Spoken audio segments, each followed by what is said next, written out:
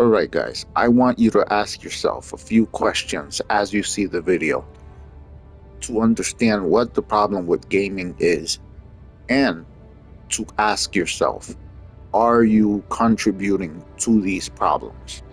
Now, if the answer is yes, we'll find out at the end why. Let's get into it.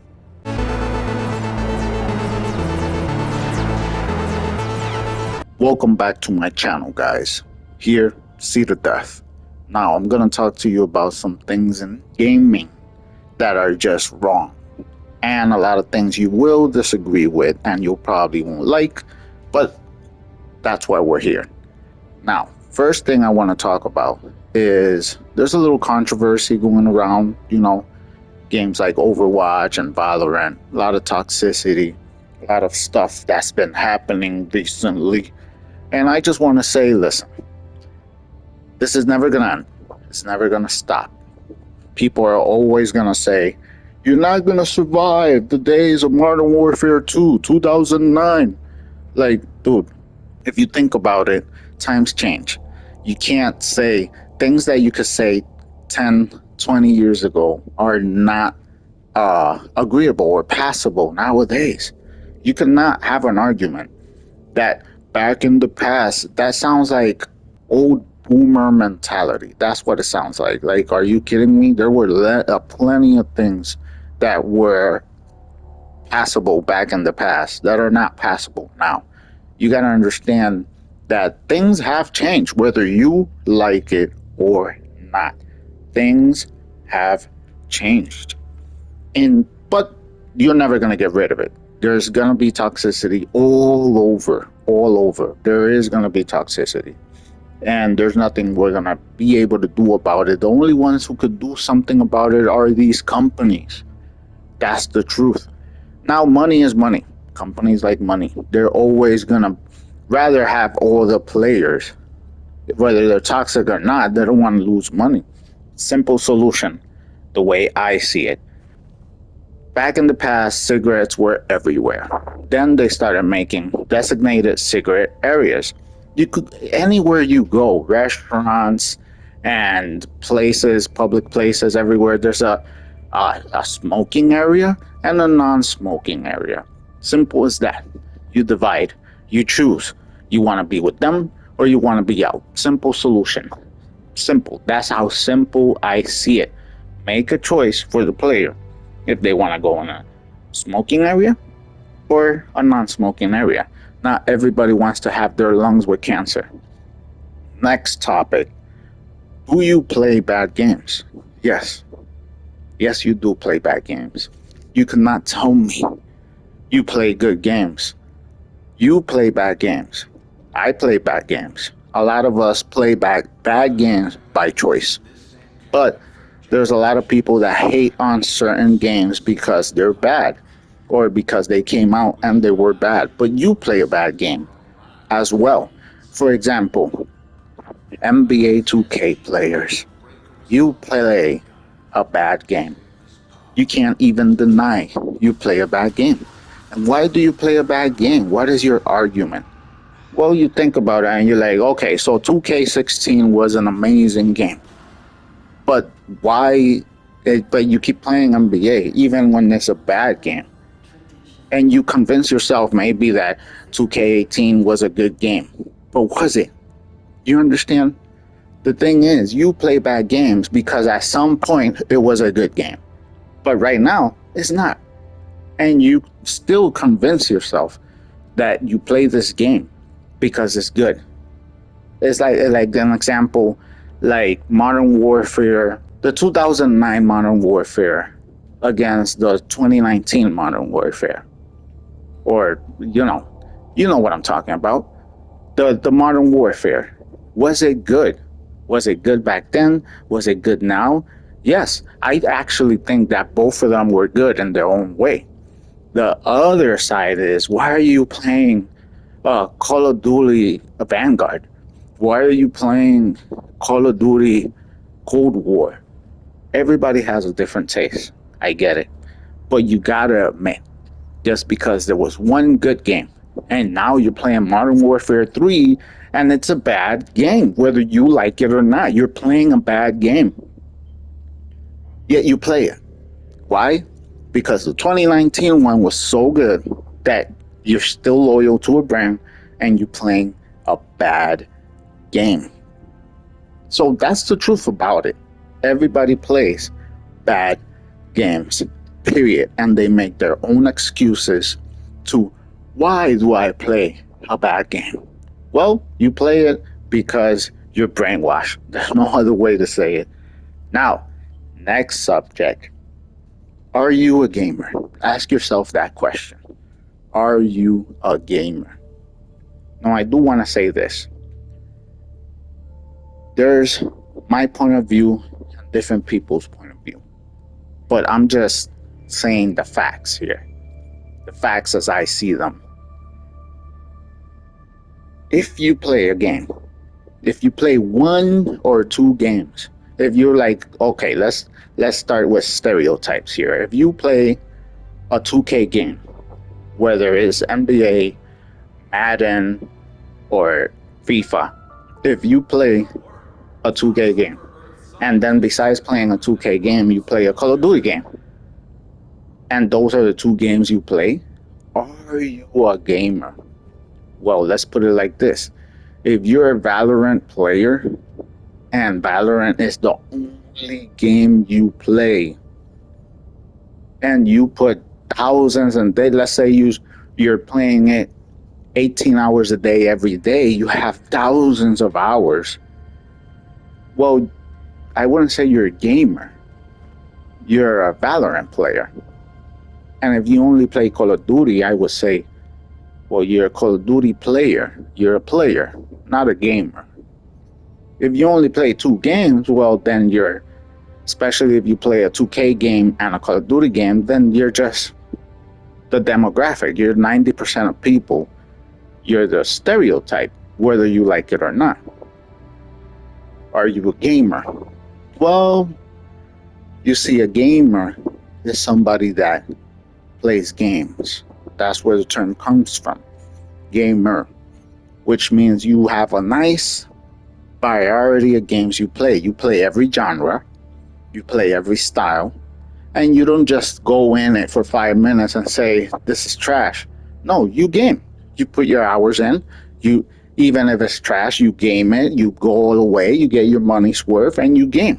You try all types of different games, styles, and genres, and you're a gamer. And there you go. There's the definition of gamer. When you have a large library of consoles and games that you played on. And it like you've been playing, for me, for example, I've been playing since the Atari, and that says a lot about my age. I remember playing Atari. I remember my uncle letting me play his Atari and having the little joystick and playing a ridiculous tank game back in the day, and I played it for hours. I remember playing Super Nintendo, regular Nintendo, Sega Genesis, Sega Saturn, GameCube. I played everything under the sun. The Sega Dreamcast, the amazing Sega Dreamcast. I played everything and I played every game. I played fighting games. I played side-scroller games. I played Mario games. I played Sonic games. I played RPG games. I played racing games. Need for Speed Underground. I'm never going to forget that. I'm going to always have a large variety of games that I have played throughout my life. And when people ask me, yes, I consider myself a gamer. Have I played thousands of hours and become a pro in each and every one of those games? No. No, because I'm not a player.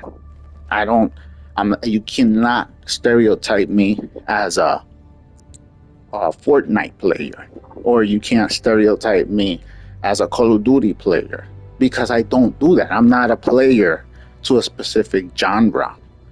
I'm a gamer. I always go to the next thing, whether it's the new Diablo game, or the new South Park game, or the amazing Helldivers 2 game. And now we go into the next subject, money. All these companies want money. All these companies are only going to care about maximizing their money. A lot of these games you play, like Call of Duty or NBA, they don't care about you. They just care about your money. They don't care that you're being harassed by a bunch of toxic players. They only care about the money they're making because these are large corporations, which goes to show how Helldivers 2 is such an amazing game that creates a lot of camaraderie, brotherhood. Literally, like you're going out in the battlefield with your brothers in arms. It's such, it's a perfect example of doing an amazing game with amazing quality and not monetizing and basically milking your player base. This is the peak of what gaming should be. Helldivers 2. I'm always gonna praise this game. Just like we still trash on games that came out and were broken as hell, even if they got better, I'm always gonna praise Helldivers 2 because it came out so great, even if later it gets worse. That's how biases work. That's how everything works. You just do your thing.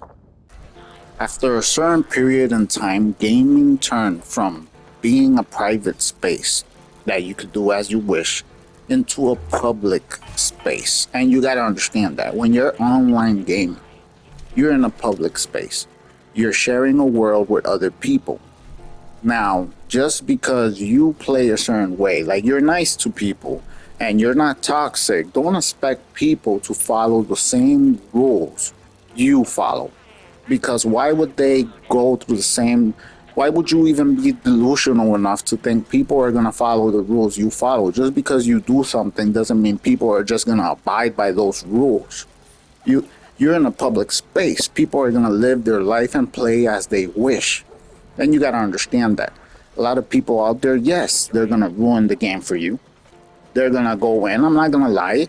They're going to come into the game where I'm in peace and they're going to ruin that peace. And this is a perfect example where I'm here with a toxic player that's obviously a noob. He's level 30. I'm level 230. I could destroy him, no problem. But why would I do that? Why would I engage when I could just troll him back? Defend yourself. Like, I feel like doing something is better than just complaining about it. Like, why are you complaining about it? Do a video like me and talk about it. Let's talk. You know, you can't fall into their trap because it's obviously a trap. Just brush it off. It's a game. Troll them back. It's not that serious. Troll them back. And at the end of the day, it's just a game. And that's why why are you getting so offended? Stop being a baby about this. Yes, they might ruin your game, but you have options to mute them, move to a different server, just continue playing and ignore them. They will eventually just go away. Here's the next subject.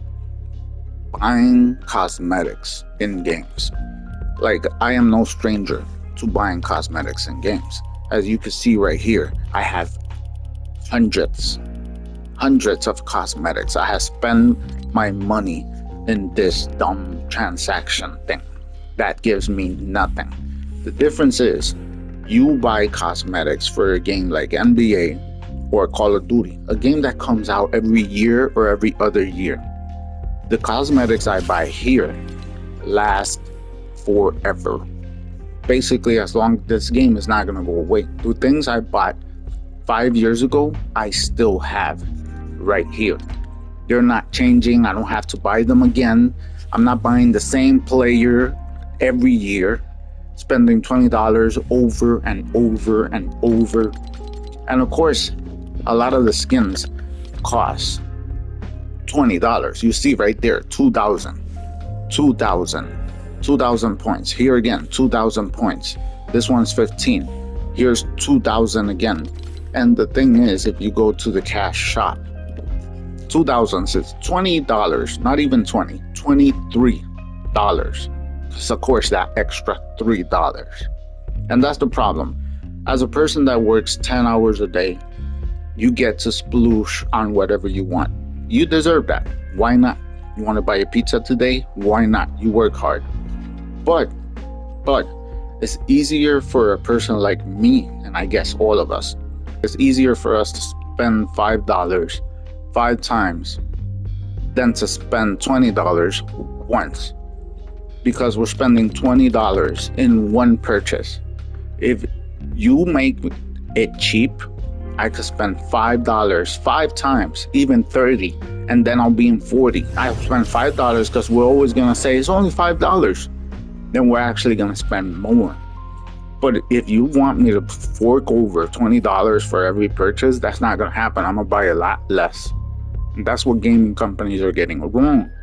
But even worse, players that buy the same cosmetic every year. Come on, guys. How dumb is this? Next subject. Casual gamers versus hardcore gamers. What makes a hardcore gamer? Well, hardcore gamer are people that consider themselves hardcore because they play the game for 15 hours, 38 hours, and they pass the game and min-max everything in less than 2 days. They completely obliterate the game and they don't sleep for who knows how long. So those are hardcore gamers. Hardcore gamers are people that live and breathe the game. On the contrast, casual gaming. A lot of hate towards casual gamers because they just want to come in after their 10-hour shift. They want to come in, play for a little bit, and just enjoy the game and stop playing. But they're not considered part of the hardcore gamer community. And a lot of people hate them because a lot of these companies are catering to the casual gamers. A lot of these companies know that the casual gamers are the ones that are spending a lot of money. They're the ones that work. They're the ones that are spending in the game the most. That's as long as they cater more towards the casual gamer, there's a bigger audience. There's more casual gamers than hardcore gamers. So they cater more and more to these casual gamers. The thing about that is, if it weren't for these companies catering to these casual gamers, a lot of games, like for example, the Diablo 4 game is catering, ruining it for hardcore players because it's catering more towards the casual gamer. But at the end of the day, a lot more people now like the Diablo franchise. Thanks to Diablo 4, somebody like me now is open to play Path of Exile or V Rising, or games that are top-down action RPG style like this. They basically opened the door.